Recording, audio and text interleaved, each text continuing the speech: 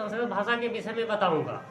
संस्कृत भाषा के विषय में बताने से पहले श्री गणेश भगवान का वंदन करते हैं और उनके लिए श्रद्धा सुमन के साथ एक श्लोक का स्मरण करते हैं। वक्रतुंड महाकाय सूर्यकोटि समप्रभा निर्विघ्नं कुरु देव सर्वकार्येषु सर्वदा।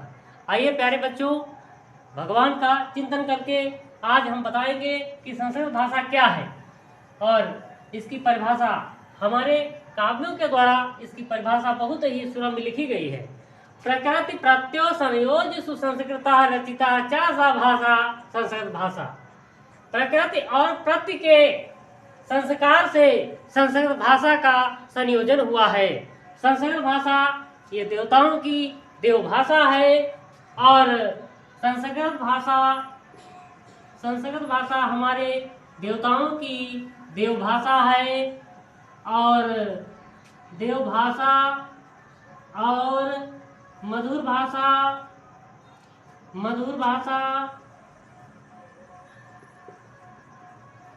और मात्र भाषा के रूप में भारत में बोली जाने वाली भाषा है। संस्कृत भाषा जो है ये देवताओं की देव भाषा है। जिस भाषा का जो है भाषा का उदय कब हुआ? संस्कृत भाषा का उदय कब हुआ? संस्कृत। दूसरा प्रश्न यह है कि संस्कृत भाषा का उदय कब हुआ? संस्कृत भाषा का उदय 1700 से 1200 ईसा पूर्व वैदिक काल में हुआ। संस्कृत भाषा महर्षि यास्क और आचार्य परिणी के समय में लोक भाषा थी। उनके समय में इस भाषा का प्रयोग शब्द के लिए होता था और ये देवताओं की भाषा है। किसी कार्य को करने से पहले हमें कोशिश करनी चाहिए। कोशिश करने से हमारे कार्य में बाधा नहीं होती है और उनसे छुटकारा मिल सकता है। जैसे किसी जो है आचार्य ने कहा है, उद्यमे नहीं सिद्धंति ना ही मनोरथई नहीं सुप्तस्य सिंहस्य मुखे मृगा। परिश्रम से कार्य सिद्ध होते हैं, इच्छाओं से नहीं सोते हुए सिंह के मुख में हिरण नहीं प्रवेश करते। इसी तरह अब संस्कृत भाषा एक संस्कार की शाब्दिक अर्थ तो यह है कि संस्कृत भाषा एक संस्कार की भाषा है और इससे ही हमारी वैदिक शक्तियों का विकास होता है और इस भाषा का ज्ञान होना जरूरी है। हमारे आचार्यों के द्वारा इस भाषा का प्रयोग किया गया, ऋषि मुनियों के द्वारा इस भाषा का प्रयोग किया गया। हमारे भारत भूमि पर कोई भी आचार्य हो, कोई भी विद्वान हो, सर्वप्रथम हमारी मातृभाषा और देव भाषा संस्कृत भाषा का ही उद्बोधन करता है, संस्कृत भाषा का ही ज्ञान करता है। और अब आप प्यारे बच्चों, मैं आपको बताऊंगा कि संस्कृत भाषा में हमारे चिन्ह कितने हैं। संस्कृत भाषा में हमारे 4 चिन्ह हैं। में कितने चिन्ह हैं? संस्कृत भाषा में कितने चिन्ह हैं? प्यारे बच्चों, समझना तो इस बात का है कि संस्कृत भाषा में कितने चिन्ह हैं। कितने हैं? 4 चिन्ह हैं। 4। नंबर 1 विसर्ग, नंबर 2 अनुस्वार, नंबर 3 खंडाहार, नंबर 4 हलंत। तो विसर्ग क्या है? विसर्ग की पहचान हा से होती है। अनुस्वार की माँ और ना, जिनके मध्य माँ और ना आता हो वो अनुस्वार होते हैं। खंडाहार, खंडाहार का मतलब ये होता है कि कई शब्दों के झुंड जहाँ होते हैं, मेल होता है, उसे खंडाहार कहते हैं। लेकिन खंडाहार को मतलब मेन शीर्षक यही है कि शब्दों को तोड़ना, अलग अलग करना, पृथक करना, उसे ही खंडाहार कहते हैं। हलंत, हलंत का मतलब ये होता है हर शब्द के बाद, जैसे हिंदी में उसे कॉमा कहते हैं, संस्कृत में उसे हलंत कहते हैं। जैसा कि विसर्ग के लिए एग्जाम्पल आप लोगों को बताते हैं प्यारे बच्चों। विसर्ग, विसर्ग के लिए जैसे मैंने राम लिखा तो रा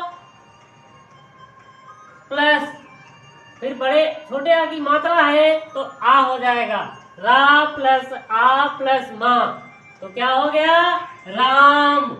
जिसे रामा, जिसे रामा यहाँ पे हमने लिखा रामा, तो रामा के लिए इसमें जो आ की जो बिंदियां हैं यही हमारा विसर्ग है।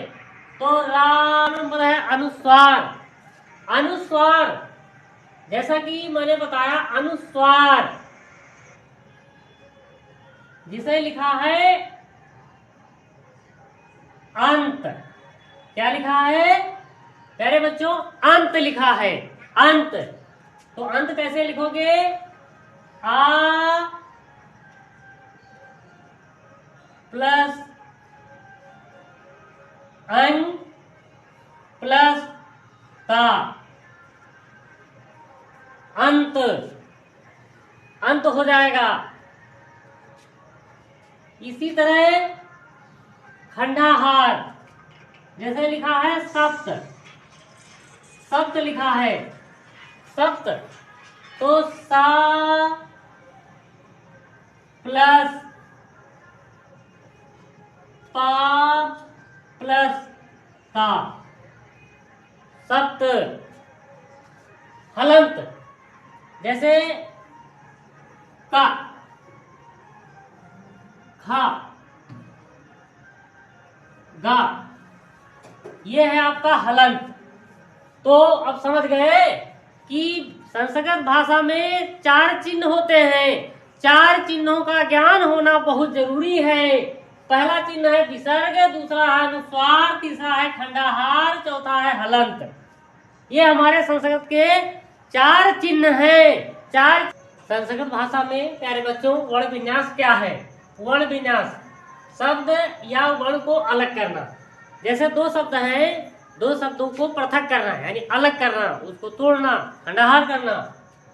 जैसे कि वर्ण विन्यास यानी हर शब्द को अलग करना। और वर्ण विन्यास कैसे हो? जब तक हमें मात्राओं का ज्ञान नहीं होगा वर्ण विन्यास नहीं हो सकता। तो सर्वप्रथम हम मात्राओं का ज्ञान होना बहुत जरूरी है। जैसे का लिखा है, का हलंत छोटा आ, ठीक की, का हलंत छोटी ई, कु, का हलंत छोटा ऊ, का यानी बड़े की मात्रा आ गई तो हमारा जबड़ा फैल गया, का प्लस बड़ा आ, की प्लस छोटी ई, बड़ी ई, कु, का प्लस बड़ा ऊ, क यानी केवड़ वाला का प्लस ऋण। इसी तरह के, का प्लस ए, कै, का प्लस आए, को, का प्लस ओ, को, का प्लस ओ, आओ, कं, का प्लस अंग, कहा, का प्लस आहा, क्र, का प्लस रा प्लस छोटा आ, क्र, का रा प्लस, इसमें रा पहले लगा है, लिखा है का, रा प्लस का प्लस आ। और मात्राओं का ज्ञान, वर्ण विन्यास का ज्ञान प्यारे बच्चों मैंने कराया। मात्राओं का ज्ञान जैसा कि मैंने बताया, मात्राओं का ज्ञान जैसा यहाँ पे का लिखा है, का मतलब है का में कोई ना मात्रा है ना कोई अक्षर है, का हमारा अकेला वर्ण है, इसीलिए का के नीचे हलंत लगाएंगे प्लस छोटा आ हो जाएगा। फिर का लिखा है, का, यानी का में किसी की मात्रा नहीं लगी है, कहा, यानी बड़े आ की मात्रा लगी है। कहने का मतलब जैसे मैंने का कहा तो का में धीमी हमारी आवाज हो जाती है, और कहा के साथ बड़े आ की मात्रा लगी है तो हमारी आवाज तेज हो जाती है, इसलिए का प्लस बड़ा आ हो जाएगा, उसमें आ की मात्रा आई है। और की यानी जनक, आचार्य,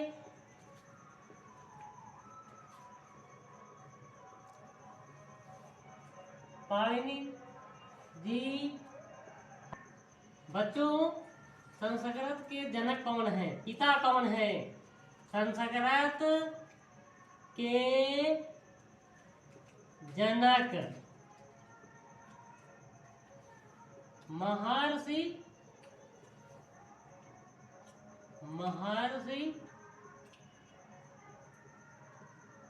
पाणिनि है। हेलो स्टूडेंट, आज हमारे सर ने पढ़ाया संस्कृत। संस्कृत क्या होती है, उसकी परिभाषा। वीडियो अच्छा लगा हो तो लाइक एंड सब्सक्राइब करें।